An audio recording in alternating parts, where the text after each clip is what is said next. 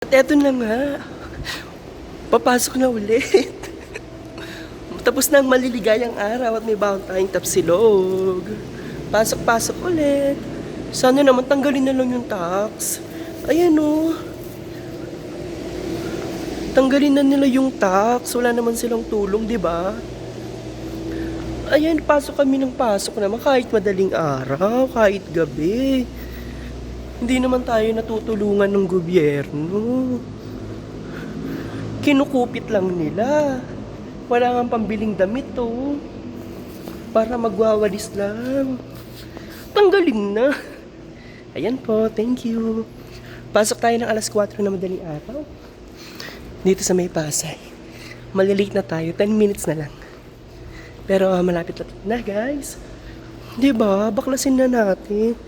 I-shutdown na natin ang mga deduction. Tapsilog lang, baon.